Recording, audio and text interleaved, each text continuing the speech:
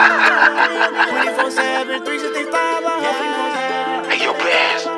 tell you one thing about me, every hustle. Hey, yo, Hustle Man. 24/7. Hey man, say man, that's your boy Hustle Man out here in the community doing one thing at a time, man. And I got one of the biggest influencers in here in town, man, when it comes to the hip hop scene, man. Can you please tell me who I have with me? It's your boy Big Cash, man. I'm in the building, man. 2-6. Yeah. Hey, look, man. We got the, you know what I'm saying, you're the 2-6 tonight, you know what I'm saying, at Bruce's, man, 126, you know what I'm saying, Person Street. If you're not there, you know what I'm saying, you're going to be missing out on a good event tonight, man.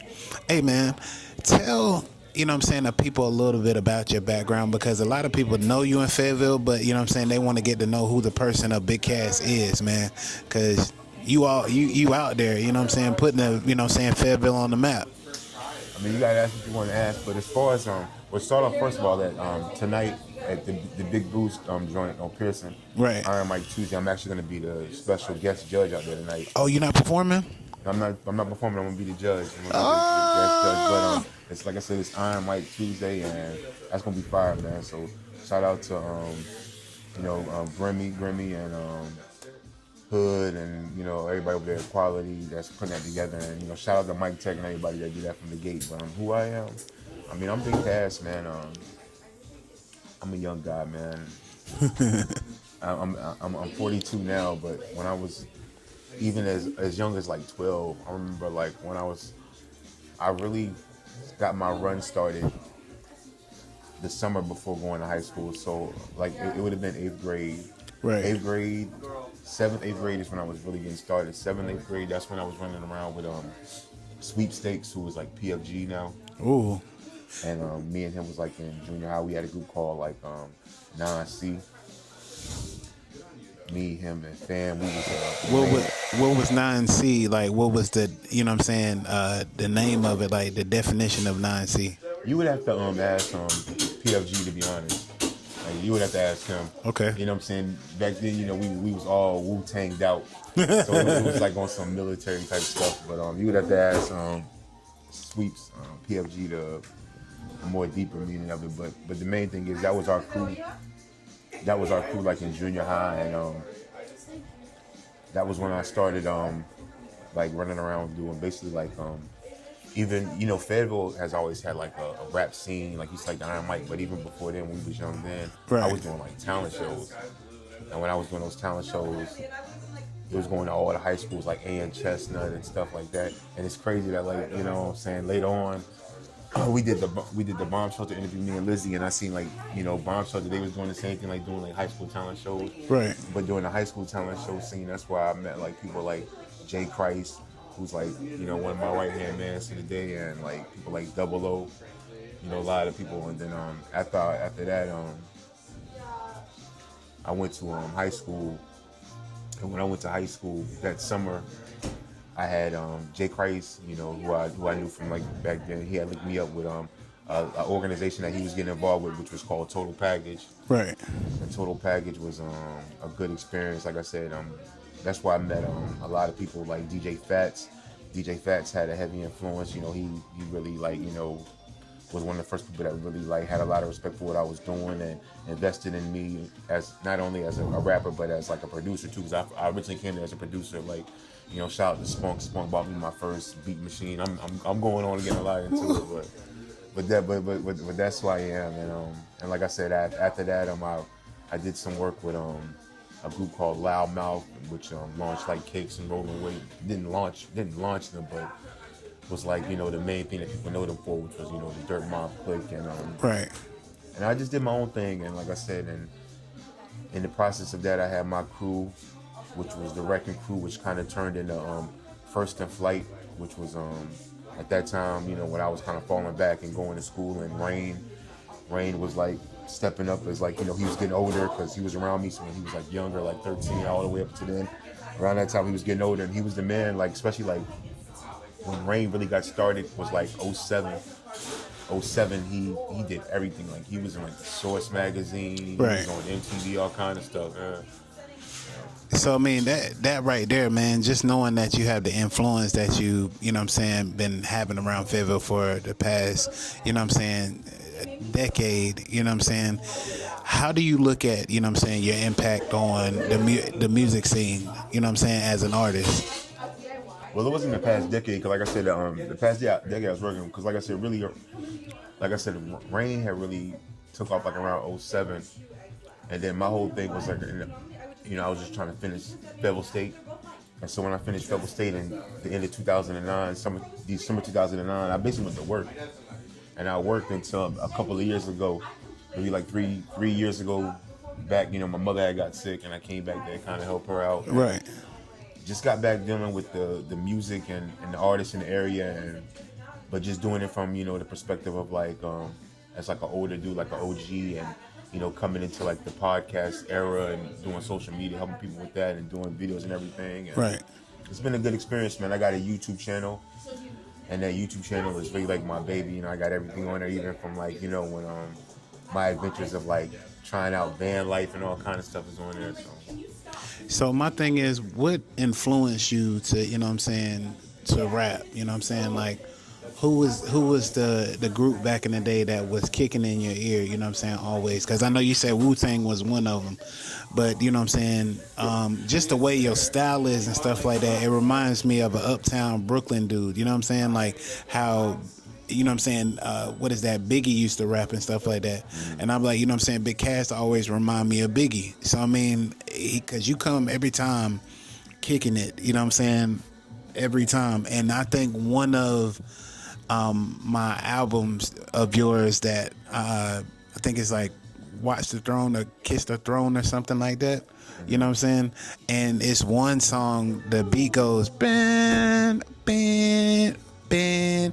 And then, like, you just in here the whole time kicking it with nothing but straight bars. And I'm like, for me, I became a fan, you know what I'm saying, long time ago. But just to know your music, you know what I'm saying, I got the understanding of who Big Cass is, you know what I'm saying, like a big flavor type dude, you know what I'm saying. I'm going to step in the room, I'm going to take over. But like, what was that group that, you know what I'm saying, influenced you back in the day to kick it like you kick it today? 100%. The Wu-Tang Clan, the album that made me want to even actually try to make music myself was the Purple Tape, Only Built for Cuban Links. Like I said, those during that time, the most influential albums was like the AZ album, Do or Die. That Purple Tape. I remember that CNN album, The War Report. Those are the albums that really like let me actually try to do this myself. And at the time, this is early in the game, so nobody made beats. So if you wanted beats, you either had to like just get like what was on the back of a vinyl record, like the instrumentals would be on the back of the vinyls. Right. If you wanted your own beats, so you literally had to make them or know somebody that was incredible to know. And like I said, during that time I did meet Sean Beeman, who was an incredible person to know. But it was, other than that, I had to make them myself. What was the programs back in the day? Because I know it was a lot of like cassette tapes and stuff like that back in the day. So how did y'all really get, you know what I'm saying, the beats to really, you know what I'm saying, get out there so y'all can use them? I think about this a lot too. Like I made music like even before people made their own computers, because I remember when I was young, one of my first times. Probably not one of my first times going to New York, but one of the first like big trips I took to New York. Right. Was with a guy named Spunk, like one of my mentors, a guy named Spunk from Queens. He had took us up to Queens to do some songs with a guy named Nation the Millennium Thug. Ooh. And Nation the Millennium Thug, he was a big artist at the time because he was actually signed to Nas, and he had a song out that was like, "It's the last words of a hanging slave," and he had a couple songs out.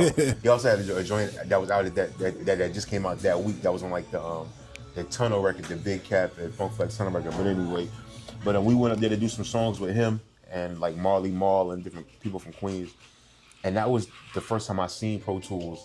That's like when Pro Tools was first getting in studios. Like I was first seeing first time I went to New York and I seen like a studio. And I walked in there and like the fucking faders was like moving by themselves. It's like people first using Pro Tools, like, so it was young in the game. But when I first started, people was using analog equipment. I was the only person that was attempting to do it on the computer, I've always been like that. Like even like when you seen like when I came back and I was on that video stuff and people were like, "Yo, why are you doing this with your phone?" I'm like, "Yo, why would I not do it with my phone?" But I think that's the reason why I do it today is because the first video I ever went to was Mo Cheddar's video. We was over there on Bunts Road and stuff like that, and I was like, bro, like, what camera are you gonna use? He was like, I'm gonna use my iPhone. I got I think it was the iPhone like 14. I do remember that you did. You helped me and King Ku out when we did that. Yeah. That video came out dope too. That was crazy, bro. yo. When I tell you, like, that was an iPhone 14. yeah, it was it was just the clarity. I was like, bro. So that's what I use to do my mic drops in, you know what I'm saying? And that's why I say, like, I when I work with you and stuff like that, I take bits and pieces of what you show me because you like, look, this is what's gonna save you, and that's stuck in the back of my mind. Like, yeah, I have a camera, and I looked at it, you know what I'm saying, the clarity of the camera, and then I looked at the iPhone, and I was like, Yeah. all right, I want to go with the iPhone, you know what I'm saying? Use what Big Cass is telling me because that's going to what draw, you know what I'm saying, the customers in because everybody wants quality. Yeah. You know? Well, the reason that I did it like that was, and people be wondering, they be like, okay, so I know you can afford to get a camera, like, why don't you get a camera? I was like, yo, it's like, why would I? Like, I've had cameras, and it's like, It's a lot of I've literally carried around tons of equipment. This is literally the same. The cameras that we was carrying around 10 years ago, this is the same equivalency of that. So I was just trying to move forward, but I was even on that back then. Like I remember the dude Spunk, who I was on, who was the leader of Total Package. He had bought me my first MPC. It's MPC 2000. It's when the 2000 XL was out, and I got that. And that was my first MPC. But even then, I was still going and using the computer. right. But at that time, like I said, it wasn't even no Logic. I was using what they call Cool Edit Pro, Cool Edit. You know what I'm saying? And I would make the drum loops. I made my own drum loops in Hammerhead Studio, and then I would just put it all together, put the samples together in Cool Edit, and do the recording in Cool Edit. So how simple, you know what I'm saying? Because they made it simple now, you know what I'm saying, where everything's just one click and stuff like that. But tell the people, you know what I'm saying, making a beat back in the day versus now, you know what I'm saying? What was the process like? You know what I'm saying? Like, because you know, you don't have the big screens and stuff like that like they have, you know what I'm saying? Because HDMI wasn't even around, you know what I'm saying, back then. So you got to tell the people, like, you got an older laptop and now everything is up on the laptop. Like, how did you know what I'm saying, freak that? Because it's just like, you just, okay, well, we're going to do it like this. Then we pull this screen down and then pull this one up. Like, how did that happen? Man, technology is incredible, yo. Right. Technology is really incredible. I've seen a lot of changes. Like I remember when NPCs didn't even do auto chop, like where you had to literally, like, if you wanted 16 chops out of sample, you had to go through and record 16 chops out of sample, like piece by piece. But like I said, technology is incredible, and I think the main thing that people need to do is stay close to it. Like, you know, don't get wrapped up in, like, you know how I was watching the other day too, where I've always been a big proponent of BandLab, right? And I saw the other day where Little Bow Wow was like, he had just recorded his whole album on BandLab, and I was like, yo, that's dope. And it, you know, you read the comments, and it's some people that still like, nah, you can't do that, it's not professional, and then other people in there like, yo, you must not have ever tried it before. It's more like about like the image you're portraying. Right. So of course, if you're selling a product, if you're selling a service to somebody, you're gonna want to portray like you're doing a professional service. But if you're doing it for yourself, these things are designed in a certain way. Just like I was telling you, like how I was using the phone. But then when I did start using like the Osmo, and I actually had the Osmo 2. I had the Osmo 2, but never used it. What the? But then the Osmo 3 came out, and I was looking at travel bloggers, because like I said, I was preparing to like get a van and like travel blog. Yeah, because you was on the road like every other month though. Which way to do it, and then that's when I seen how, like, you know, that was the point of like having a separate camera at that point. When you're creating the thing and you're also directing and producing it yourself, then you need this setup right here. You know what I'm saying? Right. So it's different things, and like I said, it's stuff set up for social media creators, for people who create music, and what's ill now is they all merging too. into like social media platforms. So it's ill, you know. It's all about understanding, man, and just knowing the knowledge of what you're doing for other people, or you know what I'm saying, bringing what you've done in the past to go ahead and show people like, hey, these are the steps that I took to get to my to my greatness. You know what I'm saying? And I think that's where we're lost at sometimes, is that we don't sit down and really take the help that people are trying to give us. Yeah. You know what I'm saying? So Innovate. Take people's advice, because people are looking out for you, like, especially when you meet junior people. I try to be genuine with people and right. help them out, but take people's advice, but also innovate. Like I look at my feed, like my brother. There's outlets out there. There's outlets. You make more noise and have more presence with your platform than people who got like crazy studio setups with multiple cameras, and it's just you and your camera, but you really out there putting in work. And yeah, this is where what I'm saying, I look at it like this. 2022, what I'm saying, I was really at a pace of trying to figure out where I wanted to go, what I'm saying, with it. Because I remember I was building with you even back then. Yeah. Because there was and then that was when I was doing the same thing, trying to figure out what I was about to do with it. Yeah. The first time we ever sat down and you gave me my first interview, what I'm saying, you had, he's like, yo, Rob, what I'm saying, I got a little spot over here off of Cliffdale, what I'm saying, pull up. And I pulled up or whatever, and I remember, what I'm saying, that it was like, what is that? It was like a storage room, what I'm saying? And you had it where you was set up in the corner, what I'm saying? It was noise cancellation, what I'm saying? I mean, it was just the start of it, like your podcast. So, like, I want to say, bro, like, you inspired me to, what I'm saying, keep on going with it. And there was a lot of ups and downs, and there was a lot of things that happened, what I'm saying?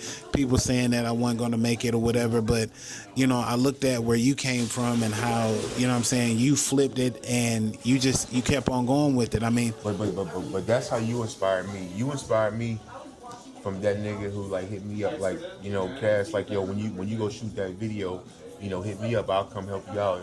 But then for me, like, a couple of years later, to see what you're doing and to see, like, people will make comments on Facebook like, yo, we doing this, we need to know who's in the city that's doing this so we can have these interviews be done, and everybody's tagging Hustle Man's the one to get, like, that makes me proud. Like, this, like, he had an idea, he came to me for advice, I gave him the advice, like, and he went with it, and he's doing it for real, man. That shit is dope, man. Man, I look at it like this. It's all about how you prepare for it, because, it was like a boxing match, what I'm saying? I had to be prepared for whatever was thrown at me. What I'm saying? Sometimes I hit the canvas, but I looked at it like it was for me. I like speaking to people. I like getting out here, understanding what people do. What I'm saying? And I just don't do this for a hobby. What I'm saying? So I look at how, what I'm saying, you got your price, what I'm saying, payout and everything like that. What I'm saying? How do you get your customers to come in and buy into what you're doing? I think right now in this era, it's relevancy. So, like, I try to stay relevant. Like, like you hit me up like, yo, man, I'm doing these interviews. Shoot, I'm gonna come through and do it. Like, I'm doing the thing tonight with Hood and them. The Iron Mike. I'm taking the camera out there, just staying relevant and showing people that, yo, this is what you do. So that way, if anything that they do that's any way related to it, they'll hit you up like, yo, what I'm saying? I know you can do this. Help me out with this. What can you charge to this? And then aside from this, I mean, what's the best thing about right now is so set up for creators, content creators. Right. Like, you literally can survive off streams, if you know what you're doing. And I'm not saying you can survive off streams to the point where, like, you buying a house, driving a Benz, but I mean, you could chip in on your part of the rent. You can survive off of it. So I think it's a beautiful thing right now, and I love it, man. Hey, look, it's all about what you do with it, man. You know what I'm saying? And not to cut you off, but I said that to say that's the way I looked at it too. Like, in the beginning, a lot of people would be wondering, like, why was I running around doing it so hard, and like a lot of it I was doing it for free. Well, a lot of it, I was genuinely trying to create what I was saying, a platform where it was all Fayetteville, where people could even look at me like a neutral source, like even like how like stuff was going on, like how Cakes and Rain was going through that battle. Even then, trying my best to like be like a neutral source in that, where people can go to for like quality content and information on Fayetteville hip hop, and reaching out to people and like just trusting what I'm doing, and relying that like if you create the content, and stay relevant, you're gonna get the streams and plays. And so if you own it, you're gonna get the streams and plays. You're gonna get the money. Right. And so all you just gotta do the work. You know what I'm saying? Yeah, and that's what I'm trying. That's what I'm doing right now, man. It's just doing the work. I got content, you know what I'm saying, from last year that I haven't even dropped yet. You know what I'm saying? That's in my pad. That's on my hard drive. So I mean, I'm looking at it like, it's only me putting, you know what I'm saying, interviews out and stuff like that. So it's kind of hard to go ahead and go full force like I want to, because there's other people that have teams, you know what I'm saying, and everything like that. How do you feel about grouping up or collabing with people, you know what I'm saying, when it comes to doing work? I think it's a good thing. When I started, my real vision was I really was just going to put money into it. Like I was going to put money into it and put like put my production vision into it. But I was going to have people like like Mozzie, like have Mozzie and like Lizzie Ayo and like Jamie Davis, and even find like newer people like you, and just put all of them and just do all the production work. Put all the production into it, right? And then like finance like whatever I had to do as far as like the media tools. But I did like doing that, and in the process of doing that, I think what was crazy was I learned a lot. I really learned a lot from Mozzie and Lizzie about doing this hosting and like doing the media thing, right? And so that way, when it came to the point where I couldn't get in contact with them and I had to do it myself, it took a while, but I finally figured it out. And then it came to the point people were like, okay, Cash, you need to go ahead and do it yourself. And then it's like, okay, now it's all making sense now. But I was worried about that too, because I never had interviewed nobody and nothing like that before. You know what I'm saying? Yeah. You got to figure it out. You know what I'm saying? That's where I sat down with myself at. You know what I'm saying? Like, okay, well, if you get 5 or 6 interviews and stuff like that, you know what I'm saying, it's not gonna take you that long, because all you got to do is just, you know what I'm saying, make sure that there's some parts, if you mess up or whatever, find them, cut them out, you know what I'm saying, paste everything back together. Just, you know what I'm saying, getting everything out in a timely manner. And I feel kind of bad because I fell behind. And now I'm like, I'm cherry picking out of stuff, you know what I'm saying? And this is the way that I do it. Like if I do an event and I got like 3 interviews, I'll go ahead and put them interviews out first. And then all the other interviews, you know what I'm saying, will fall in line. But now I'm like just jumping around, you know what I'm saying? Hey, let me put this interview out and stuff like that. Yeah. And people hit me up all the time and be like, when's my interview coming out, Rob? How's my interview doing? So I'm like, all right, cool. Let me put this interview out. Those are people that paid, right? No, they didn't. I said that as a joke because I get. and that's what I'm saying. Like I don't, and I tell people, I say, hey, look, I catch the content, you know what I'm saying, and I do these interviews for free, but. If y'all want to rush delivery, you know what I'm saying, it'll be $50. Everybody's like, oh, well, just tell me how it is, you know what I'm saying, when it comes out. And then, you know what I'm saying, I'll do my thing on the other end. And I'm like, right, you know what I'm saying, don't hear nothing else from them. So, I mean, I make, you know what I'm saying, funny points of making, like, you know what I'm saying, little small messages and stuff like that.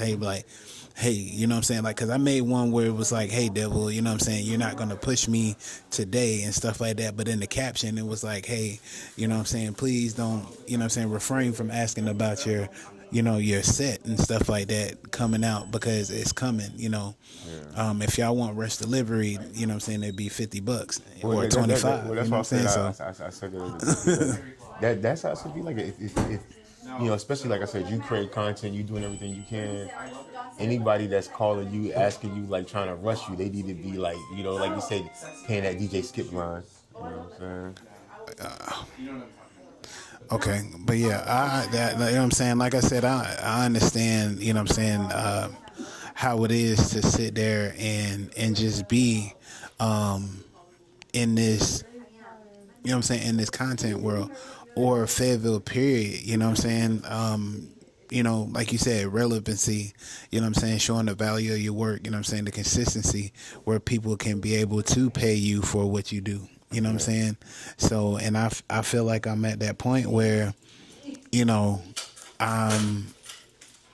you know, the connects that I do have, the work that I put in, you know what I'm saying, the politicians that I talk to, you know what I'm saying, all the big time, you know what I'm saying, not celebrities, but, you know, the Jesse Mitchells, the Big Blends, you know what I'm saying, you know what I'm saying, yourself, you know, and the list goes on. And I feel like last year it was just like I was on a treadmill, you know what I'm saying, people's like, hey, I'm coming in here, hey, I'm doing that, hey, I'm doing this, hey, I'm, you know what I'm saying, doing that. And it's just, you know, this year I'm trying to set up the same run, like, but I'm trying to make it my business to go ahead and get paid, you know. So that's just something I'm struggling with right now because. But one thing I will tell you, and this is one thing that Rain would always tell me, and Rain would always say, and he was 100% right about this. Doing like when you like an artist and you doing like art and stuff too, don't so much worry about the money. Just worry about doing what you're doing and making your art. Worrying about your business and what you're creating. Right. Do a good job with that. The money is gonna come. The money's gonna come. Don't, you know what I'm saying? Don't stress that about too much. And he was 100% right about that. You know what I'm saying? Yeah, that's what I, you know what I'm saying, came up to it. I'm like, you know, if it comes out to where I get paid, then I get paid, but I know I put my price out there first, you know what I'm saying? And I really don't, I wouldn't say worry about the paid part, but I just know in the back of my mind, you know what I'm saying, what my worth is. And one thing that taught me that a lot too was, like I said, even this project, like this Big Cast Now with No TV project, like I wanted to go back and showcase like a lot of the music from my era, because it was very influential at that time period, you know, the club scene and everything in Fayetteville. But one thing I realized was people really loved what we did. They loved the music that we made. They remember it. They remember what was going on at the time when we were doing them shows and those songs were out, and it means so much. I mean, it may not mean as much as like a $5 million paycheck, Right. but it means a lot that, like, man, we really put in work and people saw that shit and they really, you know what I'm saying, they really loved it. They really loved us for what we did, you know. Cause it's the stamp, you know what I'm saying? It's the stamp that y'all leave, man. You know what I'm saying? No matter how old it is, like Cash, like you look at it, bro. Like you can step in any room and they be like, "Yo, that's him." You know what I'm saying? And just to even have that kind of, you know what I'm saying, mark or respect that you get from people, man, that's just big. That's bigger than money. You know what I'm saying? Because the work that you put out there, the respect that you get from people, it goes a long way. You know what I'm saying? So it's like a payday. You know what I'm saying? And to be honest, man, that's been happening since I was a kid, and I didn't understand it until like within the past like since I've been doing this YouTube thing. Like when that would happen when I was a kid, it would almost freak me out, and it slowed me down a lot in my career too. Like I said, especially back then. Like I mean, it was times when I was still halfway in the streets and making music too. Like so, you know, it's crazy, but. You know, it is what it is. Man, hey, look, sometimes, you know what I'm saying, the influences and, you know, the way that you touch and leave your mark on people is the best thing that you can do in life, you know what I'm saying? And the advice that you give to people, you know what I'm saying? Because like I say, watching your, you know what I'm saying, your Big Cast 910, you know what I'm saying, videos and stuff like that, I really study how to, you know what I'm saying, put myself out here on the map, or how I should, you know what I'm saying, say, go out here and approach people or conduct these interviews, because, you know, you got to do a little bit of homework on, you know what I'm saying, on people, so, you know, people can know that, you know what I'm saying, it's running smooth, that you know what you're talking about, you know this person. But my thing is, man, give us, like, what was your first album and how did you feel about it? You know what I'm saying, putting it out. Like, what features, who did you have on there, or did you have no features? Like, you went J. Cole style and went no features.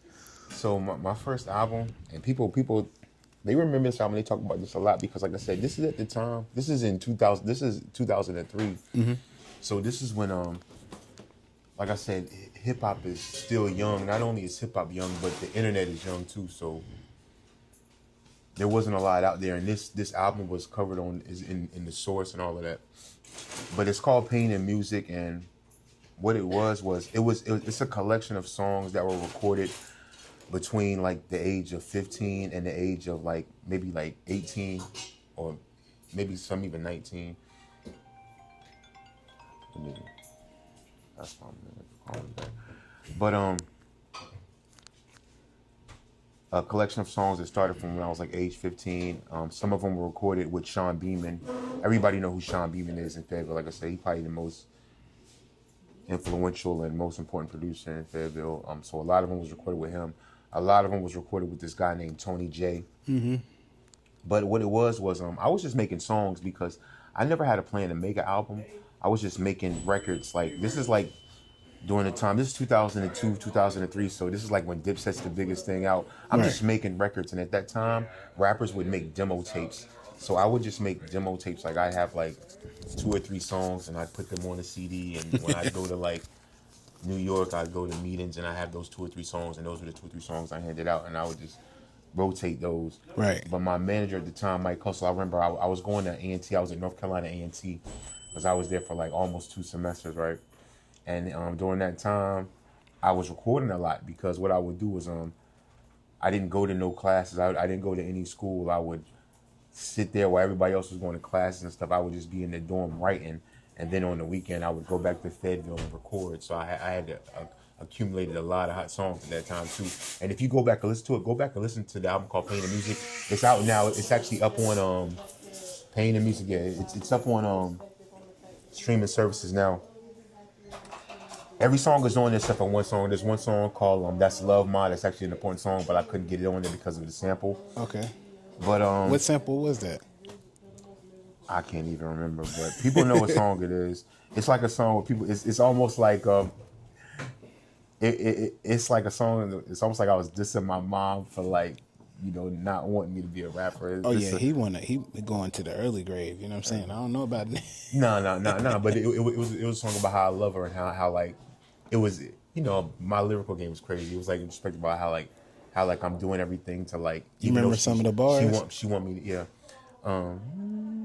I could play it for you. I got it right here. I don't remember none of the bars. That's why I would have to play it for you. But I always ask people that question, man. You know what I'm saying? Because it be sometimes where cats be like, you know what I'm saying? I had this song back in the day, whoop de whoop, and I throw that wrench in there. Like, hold on. Hey, yo, ma, I wrote this song for you so you can understand why I do what I do. Why I'm dedicated to rap and sell drugs too. You my old girl. Matter of fact, the whole world ain't your life. Ma, that's just what you gave me. Ma, that's just what you made me. What stress, the pain I feel for you. That's the hook, but I honestly can't remember the verses right now. But anyway, so I was going to A&T, and during that time, I was accumulating a lot of songs. So like I said, I was just writing all through the weekend and going home to Fayetteville and recording them with Tony J, and also linking up with Sean Beeman and doing some recording when I could get with Sean Beeman too. So I finished a bunch of songs, and then Mike Hustle, who was my manager at the time, everybody knows who Mike Hustle is. Right. He's also he's Rain manager. He was also the manager for Brolic. Brolic was an artist that was signed to DTP. He was on the DTP Disturbing the Peace album. Wow. He had a group called North Click that was signed to Disturbing the Peace, and then Brolic had also did a solo deal later. Mike was also, I think he might have did some management for like other artists that were signed too, like because there was an artist named Young Leak. Mike, he was involved in the management of that, but everybody know Mike Hustle. He was like, yo, man, what you gonna do with all these songs you gonna make? When you gonna put the album out? I was like, man, I'm not putting out no album. I have no plans to put no album out. I'm just making records.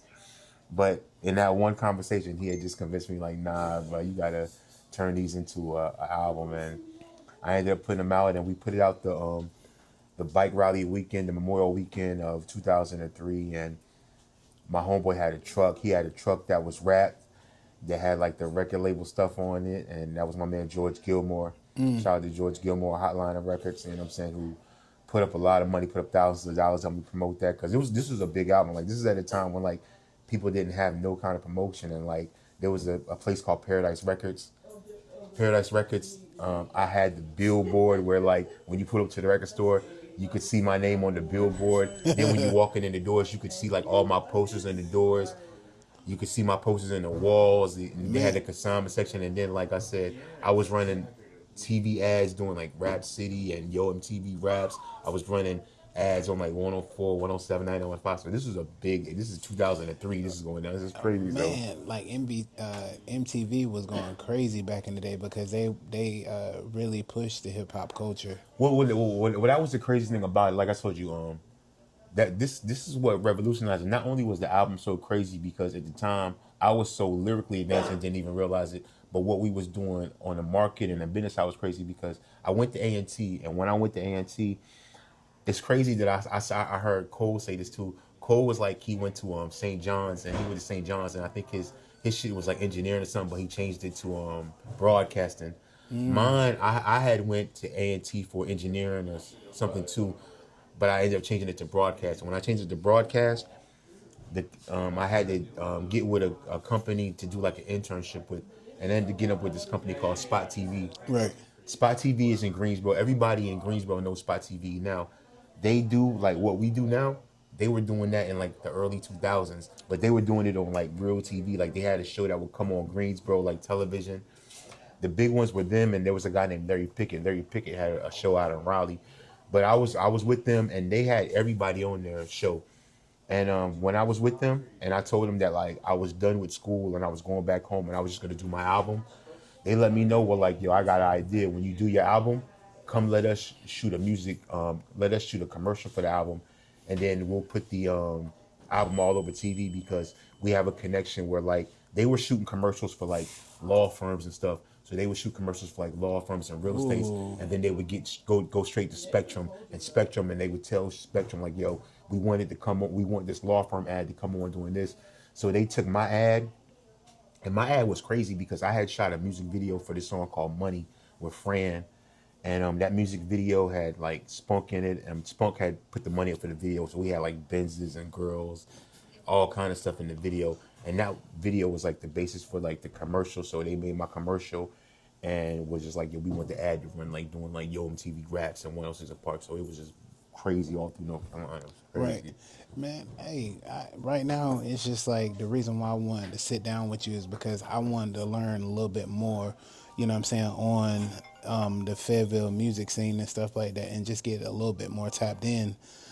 Because like you say, you're one of the, you know what I'm saying, people that know about the Fayetteville music scene. You know what I'm saying? You shook hands with, you know what I'm saying, Rain 910, J. Cole back in the day when they were first finding out who they were, you know what I'm saying, lyrically as a rapper. You know what I'm saying? So I never really been around J. Cole like that. Now as far as Rain is my like a friend of mine. Like we real close. But as far as like J. Cole, I've never the only time I ever remember seeing J. Cole was now Rain knows J. Cole more than I do. Even back then, Rain was doing like some kind of like basketball giveaway. Yeah. And he did some basketball giveaway, and they had invited Cole to the thing. And this is when J. Cole had first signed, when the news was first coming out that J. Cole had first got signed, and he actually came, and I met him there that day. Okay. And then they told me some other stories about some other times when I ran into that we was like chilling with J. Cole like Fat Day stuff, but I didn't remember that. But I can only remember one time I've ever met J. Cole. Man, and that is, now, like I said, we're going through a time capsule, y'all.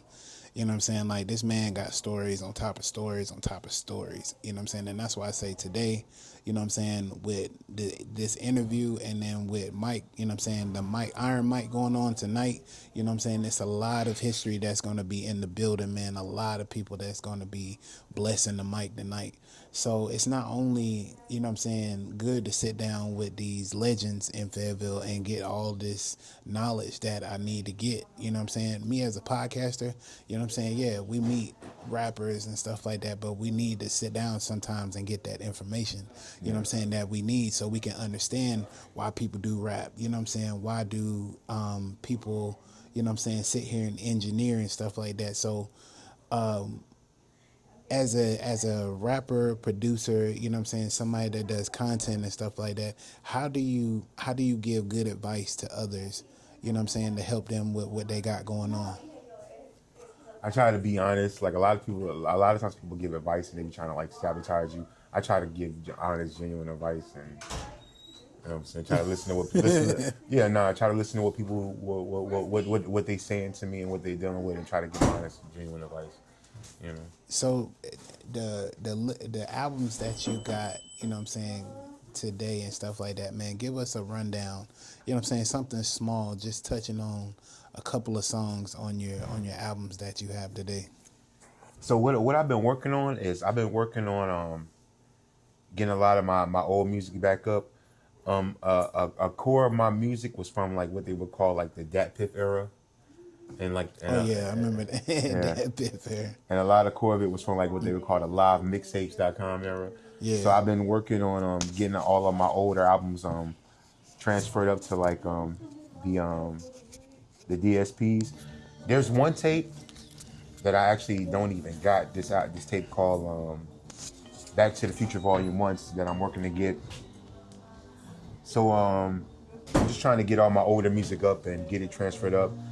I got an album that I'm putting out right now called Get Fresh. Get Fresh is just like, you know, what I've been doing is like just making records, and as I put records out, I put out like a little project. And okay, I got one called Get Fresh that's dropping on the 28th. And then what I'm gonna start doing is I'm gonna start working on an album called The King of Fed. And I haven't even started on it yet, but I'm just gonna kind of like seclude myself off for a couple of months and, you know, put myself into just making music and, you know, put together a good project. I wanna sit in, man, and actually, you know what I'm saying, see what your process is. You know what I'm saying, kind of do like how Jay-Z does when he's doing a project with somebody, like when him and Kanye sat down and they put a project together, you know what I'm saying? Because I want to see the gist of what the producers go through, you know what I'm saying, and as well as their artist side, you know what I'm saying, what they write in, you know what I'm saying, small snippets of, you know what I'm saying, what you're doing. So, you know, on my end, I can put out, you know what I'm saying, small projects and stuff like this, like catching people in the studio. Well, I definitely invite you through when I'm working on it. You come through and chop it up and see what I'm doing. Yeah, on the show. I can for sure, man. But the one album that caught my eye, I can't. That joint you always talking about. I know what song you're talking about. You talking about No Winds, and that was on it's the one with the polo called Horsepower. It's on Horsepower, and the song was called No Winds. Yeah. Tell us a little bit about Horsepower, man, because like when you made that album, I don't know if somebody like peed you off, you know what I'm saying, or you was just wanting to pop your joint, because like that whole album was like it was fire to me, you know what I'm saying, but all the way through it was no skips. It was just like you had to listen to every song, and you could play it backwards and forwards, you know what I'm saying? It was just like the Nas album, you know what I'm saying, Ether, you know what I'm saying? You can play that backwards and forwards and stuff like that. Just tell me what kind of mode you was in that mode, because you can feel the energy in it. You know what I'm saying? I just want to know where your mindset was in that thing when you made it. So prior to Horsepower, I had spent like pretty much that entire year working on Dream Villain, and because I wanted Dream Villain to be like a special project, because I hadn't really took a lot of time to make music. I haven't taken any time to make music yet at all. Like this entire crazy time, like, because like I said, even when I was first starting to do the Big Cast Now on OTV project, man, I had so much stuff going on, and I haven't really had a lot of time to put into music. But when I was working on Dream Villain, I did put a lot more time into that than any other thing, and so I probably spent like 9 months putting all those songs together. And Dream Villain was a project where like I was linking up with different artists, like there was even artists that I linked up with where that song didn't even make the project, but if you listen to that album, like, I mean, it's people on there like James Vader, and you know what I'm saying, different artists that I connected with. James Vader? Yeah. Oh wow. And even like different producers that I connected with, like Ford, you know, Irv Ford, everybody know. But so I spent a lot, like 9 months creating Dream Villain, and then what's crazy is Horsepower. I probably spent like a week and a half making those songs, and those are just like during the time while I wait for Dream Villain to upload. I just happened to make like maybe like 8 or 9 songs, and they all ended up hot, and that was horsepower. And I just like, man, let me just put another cover together and just upload another tape and just some more hot songs. And you're right, it's a lot of it's a whole different vibe from Dream Villain too, because I was in a different place putting it together. And like I said, one thing I found too is those albums that I make, why I make them all within I make the whole album in like a week or two. It's dope because they all be on, every song be kind of like synced up together, and that's kind of what it was with that. And No Wins was it's really just like a song about like how rappers be talking about they got money, but they really got no bread. You gotta give me like at least a couple of bars out of the thing, cause playing the game like you. See, man, I gotta play these songs, yo. I can play it. Let's listen to it. Man, look, it puts me in that mood, like these rappers broke. You know what I'm saying? It puts me in that mood of like, you know what I'm saying, go get it. You know what I'm saying? Understand what you're doing it for, because, you know what I'm saying, at the time I was just like, I was looking for some energy, and like when you said, you know, you was coming out with horsepower, I was like, all right, you know what I'm saying, Big Cass is really gonna put, you know what I'm saying, everybody on notice, like, you know, if y'all making music, let's go ahead and make this music. Otherwise, you know what I'm saying, like, you know, these 1 or 2 songs, we don't need it. And like, you drop joints back to back, that only made it to where it was like, okay, now everybody needs to get into the studio. You know what I'm saying? Because y'all wake Big Cass back up, you know, it's gonna be heck on wheels. They don't have no idea, bro. Like, they don't say I haven't spent no time making no music yet, but if I ever do, man, it's gonna be crazy. I'm like I said, like if I was in the predicament of somebody like J. Cole, where I literally could just sit in the studio all day and just work on music for like 9 hours a day, that shit would be crazy. And I could, but you know, I got other shit going on. But oh yeah.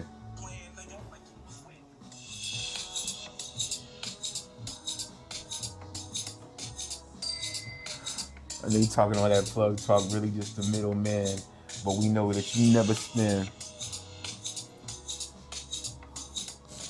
Oh no, shit. Okay. Is this it right here? Yeah.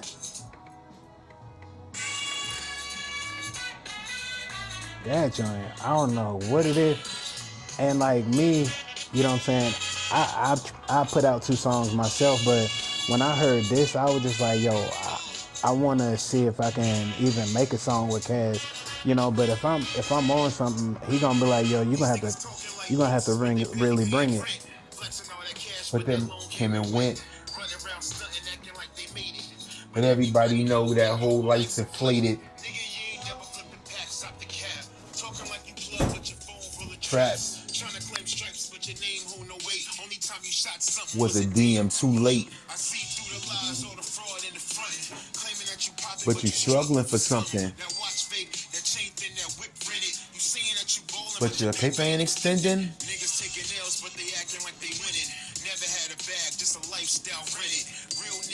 We can spot it from afar. You in a bullshit ass car. But nah, that's all that song is. That song is just like taunting rappers that's like out there talking like they getting money, just fucking with them. Hey, look, man. Yeah.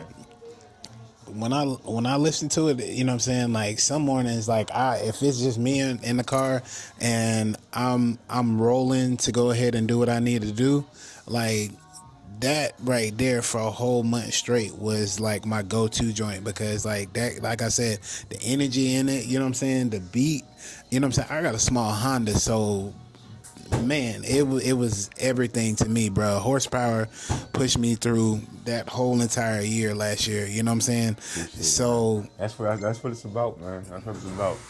Well, get ready for, like I said, Get Fresh is dropping on the 28th. Mm-hmm. And that's dope, you know, a lot. That's like Dollar Bill. There's a lot of songs that's fire on there, and it's crazy. I was listening to it when I pulled it up. But King of Fayetteville, I'm really gonna kick back and really spend some time searching for some samples and chopping up some crazy. We're gonna see what we're gonna do something to really make you vibe next time. Trust me. What's the moment, you know what I'm saying, in life, you know what I'm saying, you really took it seriously? You know what I'm saying? You pushed yourself to take hip hop seriously. You know what I'm saying, in life. You know what I'm saying? And it shows up in your music today. Bro, I've never really taken hip hop that serious. Wow. just the way, like I said, just the way that you carry yourself and the way that you kick your music, you know what I'm saying? It stands out as somebody that's like, yo, I'm really about that. Well, I mean, I take it. That's that. Well, see, that's what I'm saying. Like, I take it serious. Like, I take MCing serious, but like, as far as like, I don't take it serious. Like, this is my job or anything. But that's why I'm able to keep having fun with it. I don't like overexhaust myself with it. Even like what I was telling you about how like, if I could spend like 8-9 hours a day in the studio, to be honest, I could, but I'm not gonna do that. You know what I'm saying? I just, you know. I enjoy it. You know, when I was 18, 19 years old, I spent all day in the studio because that's the 18, 19 year old. That's what 18, 19 year olds do. I have fun with this now. Like, I enjoy it. You know, I get inspiration. I go in the studio. I knock out some beats, and so I just enjoy it now, man. Hey, look, how do you stay authentic in your music, man? Because, you know, sometimes, like you say, people be fronting in their raps. You know what I'm saying? Like, how do you stay authentic? You know what I'm saying? Telling your story that you've been through. It's important. It's very important to me, and like I said, it's important. Should be important to all MCs, and the reason it should be is because you get called out quick. You'll get called out quick. You know what I'm saying? Especially out here in somewhere like Fayetteville and shit. But like I said, a big part of my life is my journey with Christ too, and like learning to walk in a Christ-like manner, and so I want people to like see the real me and see that I'm a real person, and like. Right. You know, and that comes with everything, even from like, you know, being like, damn, this is a nice guy, like he's hard working, but at the same time, this nigga smoke weed all day. Like, you really, it's like, see, like, you know what I'm saying, like, I don't mind people seeing the real me, like, you know what I'm saying, because I don't feel like I'm putting anything negative out there. Not right now. I spend a lot of my time putting negativity out there. Right. You know, not only putting negative imagery out there, but actually doing negative to the world. And I want to spend some time making up for that, and that's what I plan on doing. So I just put out. I got to be honest, and it bleeds through too, because like you said, you'll start to notice that the fans and people respect it more too. They love and respect it more. You know? Oh, that's big facts right there, man. Yeah. Respect goes a long way. You know what I'm saying? Like I said, you got a lot of respect. You know what I'm saying, in these Fayetteville streets. Yeah. You know what I'm saying? So my thing is, man, as we about to close this out, man. What are some things in the music industry that fans don't see or they don't understand? That artist is real. Just like what you was just saying, and about the music and staying real. I mean, people get so trapped, you know, caught up in whatever they talking about, whether it's like trapping or gang banging or, you know what I'm saying. But I just think that people don't realize that artists are real people dealing with real stuff. And the music can come into play. You know what I'm saying? Even you think about a person named like a person like even like J. Cole. You don't think all the stuff that, you know, all the talk on the internet and stuff like that, you don't think that affects him in his real life. Mm-hmm. You know what I'm saying? So people got to know that, you know, we are real people. And in your opinion, why do you feel like J. Cole bowed out of the Kendrick Lamar and what is it, Kendrick Lamar and Drake beef? I wouldn't even speculate. I don't know, and I wouldn't speculate. So I can only go off what he said. You know and I was out there in Dreamville, and you know, I heard what he said, just like everybody else said, that you know it affected his peace.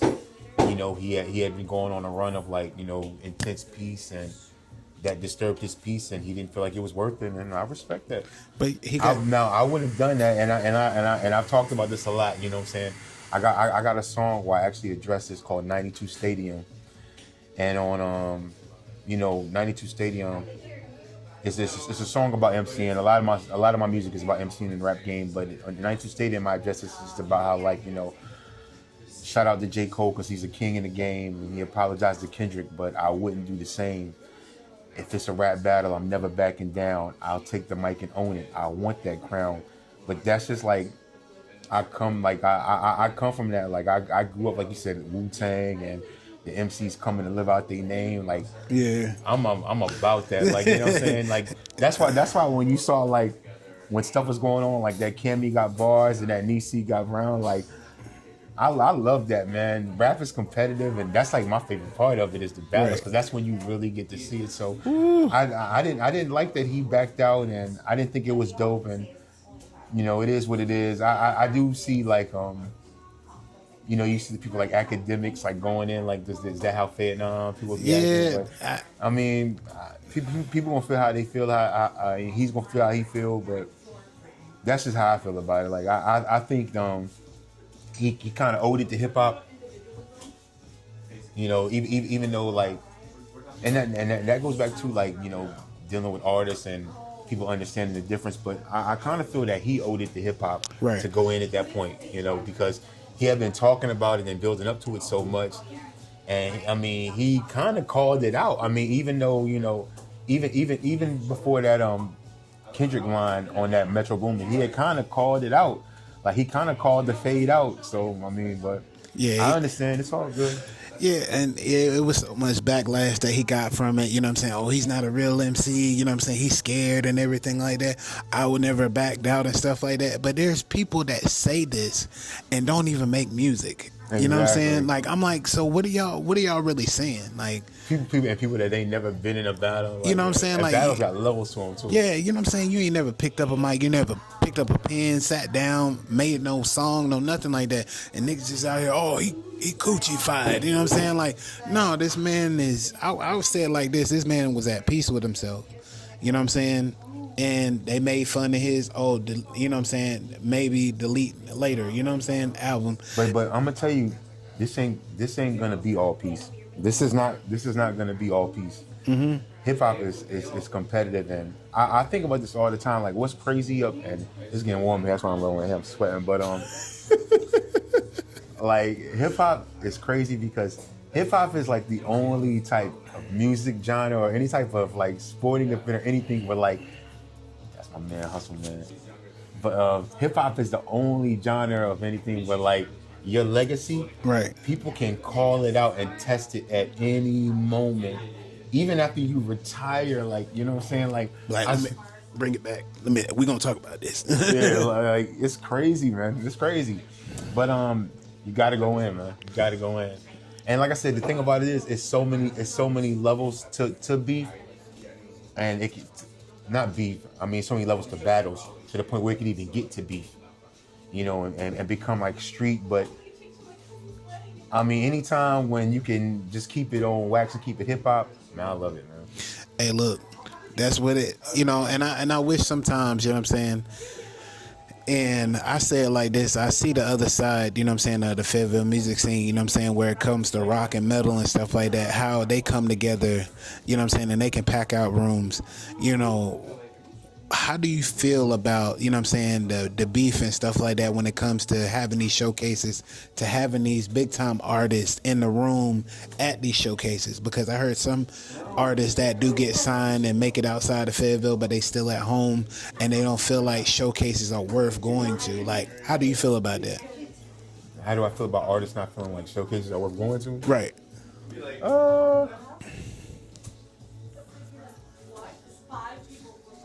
Everybody's not gonna get on the same way.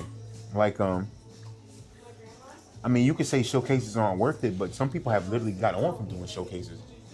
You know what I'm saying? Right. Some people might get on like off of YouTube. Some people might get on because they mans, was on. Some people might get on from a showcase. It's about getting your music heard and being seen. Right. Showcases. Yeah. Hey, that's why I was saying to a partner of mine, I said, you know what I'm saying, these showcases are beneficial because, it's practice to get your jitters out, you know what I'm saying? So especially when you get in front of like 15,000 people, you know what I'm saying, you may pass out seeing that. So it's I mean, it's but you got to do it. I mean, even from a perspective of like the Ville, you see like people see like, before Rain took off, that's what he was doing. He was in the Ville doing Iron Mike Tuesdays. Cole, you see how, you saw in the documentary how Cole met Bomb Shelter. Bomb Shelter threw a showcase, and he showed up and ate all the MCs at the showcase and got down with them. You know what I'm saying?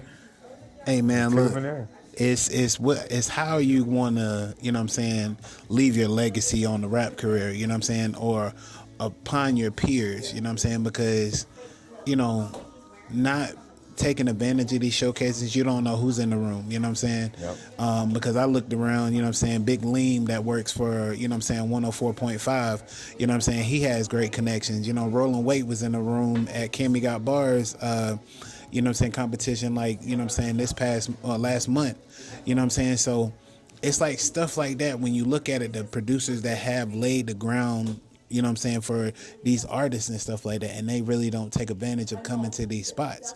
You know what I'm saying? They giving out free, free studio time, you know what I'm saw that. saying, recording, you know what I'm Mic saying, drop, a right? mic drop, you know what I'm saying, and you get cash at the end of the day. So, you know, when you look at it, like $500 maybe not that much, but you know what I'm saying, that goes to paying for your mastering, everything like that, you know, studio time, you know what I'm saying, you can set up stuff with other people to get your music done, you know what I'm saying. So what are you really doing, you know what I'm saying, with yourself when it comes to having these free things at your disposal? You gotta take advantage of it. Yeah.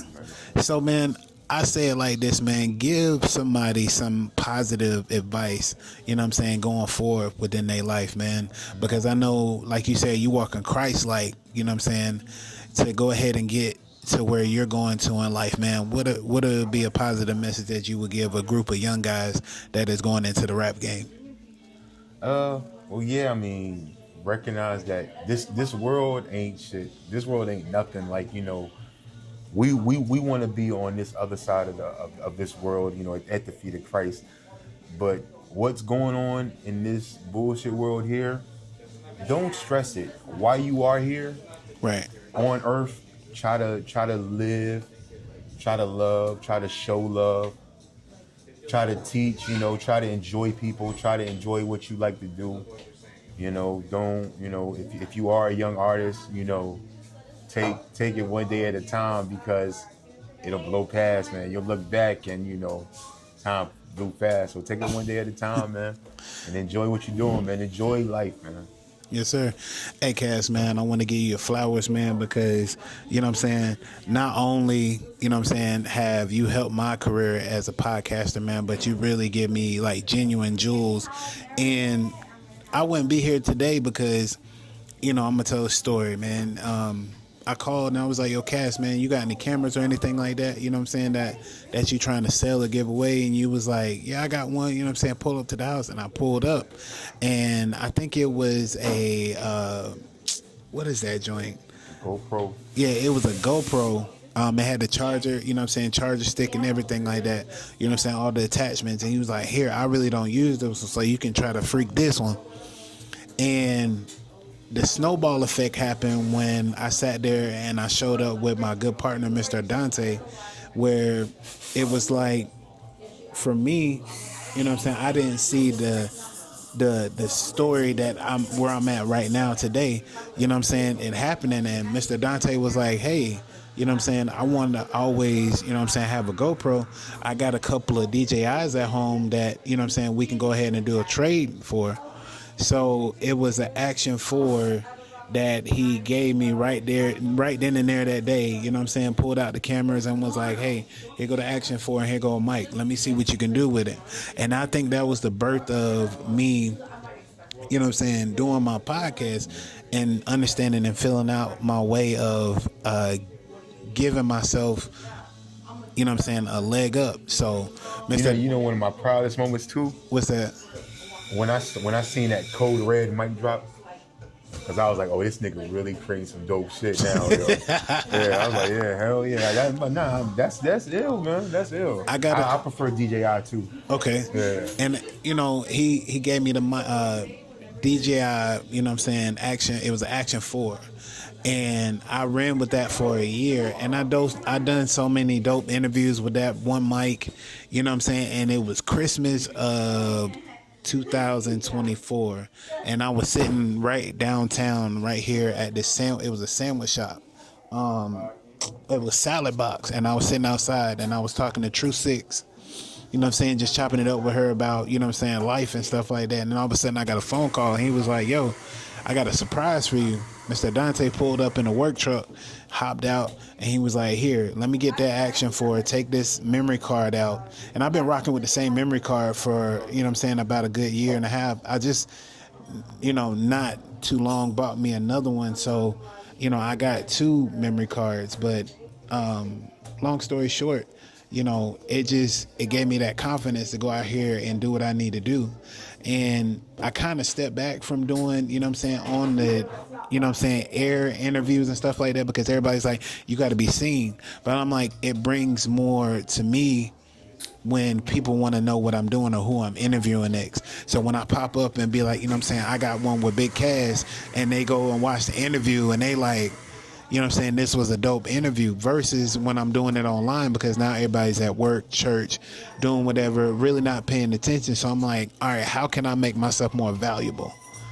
So with these DJI joints, you talking about going live, right? Yeah, you can do it. You can go live and record it at the same time. That's what you need to do. You need to. I'm just listening to what you said. I'm just giving you some advice. But with this joint, you can go live, and have it stream it live, and it'll be recorded on the memory card, so you can upload it as well too. Oh. I'm saying, I mean, that's one thing. It's hard to go live and do it at the same time. But no, I'm just saying, just keep doing it, man. Everything you're doing is dope, man. It's dope. But like I said, that Code Red, the Code Red mic drop, I was like, oh, this boy, he really working that camera. He really creating some stuff. And like I said, they saying you wanted to go to people when people need interviews, man. You there, man. I gotta, Stop playing with the boy, man. Cut the check, man. I got another mic drop coming out. Jamila Rayborn, aka Big Woe, it's called Stranger. I was supposed to do this like months ago, but like I said, getting over the flu and, stepping back into putting these contents out and stuff like that every other day, I kind of put it off to the side. But last night I looked through my phone and I was like, let me go ahead and jump back into putting these mic drops out, because it's about to get warm. Everybody's not wanting to do mic drops. So I need to get me a speaker, and I was borrowing True Heart Productions. Shout out to my brother True, man.